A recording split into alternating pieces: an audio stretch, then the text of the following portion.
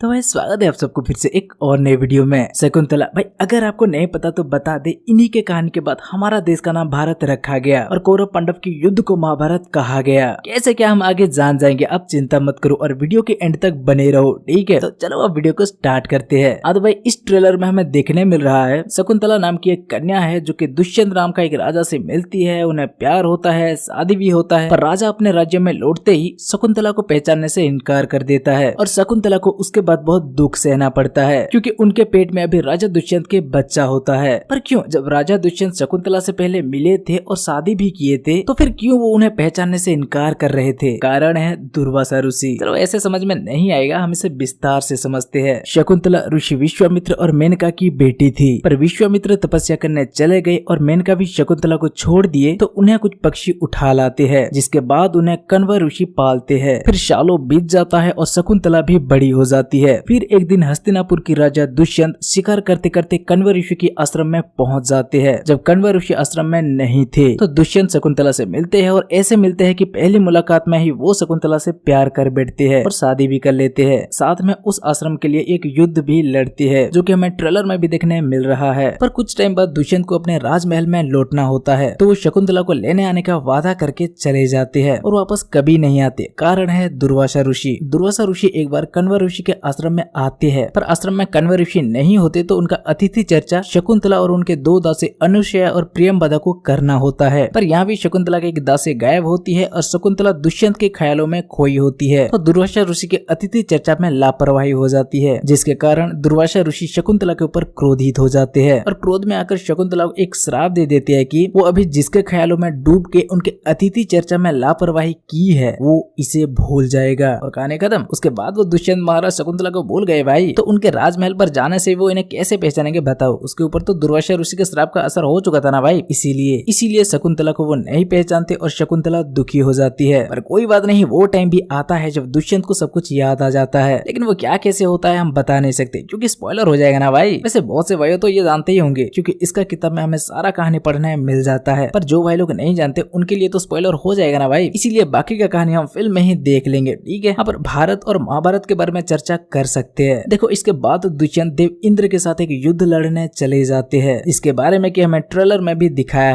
है ना। तो उस युद्ध से लौटने के बाद दुष्यंत एक दिन एक लड़का से मिलते हैं जो कि एक बब्बर शेर के साथ खेल रहा होता है, और वो कौन होता है पता है? शकुंतला का बेटा, यानी शकुंतला और दुष्यंत का बेटा जिसका नाम भरत था। और ये भरत का रोल हमारी पुष्पा मतलब अल्लू अर्जुन साहब की बेटी ने किया है, पता है। खैर तो यही भरत बड़ा होकर हस्तिनापुर पे राज करता है और आगे जाकर शांतनु को राज्य सौंप देता है। फिर शांतनु का 3 बेटे होते हैं, गंगा से भीष्म और सत्यवती से चित्रंगदा और विचित्रवीर्य। फिर विचित्रवीर्य की पत्नी अंबिका और अंबालिका से जन्मे धृतराष्ट्र और पंडु। और उसके बाद का तो आपको पता है ना, धृतराष्ट्र के 100 बेटा कौरव, पंडु के 5 बेटा पांडव, महाभारत, समझे। इन सब के अंदर और भी बहुत से कहानियां हैं, पर उन सब के बारे में और कभी चर्चा करेंगे। तो भाई अभी तो आप शायद समझ ही गए होंगे कि भारत महाभारत का नाम कहाँ से आया। शकुंतला और दुष्यंत के बेटा का नाम भरत नाम से। और ये शकुंतला में हमें वही देखने मिलेगा कि शकुंतला कैसे कितना दुख सहने के बाद वो भरत का जन्म हुआ और आगे जाकर एक नया इतिहास का भी। वैसे कालिदास जैसे लिखे थे इसमें भी बिल्कुल वैसा ही दिखाया गया है, ज्यादा कुछ बदलाव नहीं किया गया है। अगर आप वो किताब पढ़े हो तो आपको पता होगा। खैर ट्रेलर में जितना सब कुछ दिखाया गया था हमने शायद उन सबको निपटा लिया है, पर इसे छोड़ के ये रिंग को आप बोलना मत, ये बहुत ही महत्वपूर्ण भूमिका निभाने वाला है, ठीक है। वीएफएक्स जैसा भी हो इसका स्टोरी बहुत अच्छा है। अगर डायरेक्टर सही से इसे दिखाए है तो भाई ये भी बॉक्स ऑफिस पर अच्छा खासा खेल दिखा सकती है। फरवरी 17 तारीख तक वेट करके देखते हैं सिनेमा घरों में ये क्या कमाल दिखाती है। तो भाई आज के लिए बस इतना ही। वीडियो अच्छी लगी हो तो वीडियो को लाइक करके अपने दोस्तों के साथ शेयर करो और चैनल को सब्सक्राइब नहीं किया है तो भाई सब्सक्राइब कर लो।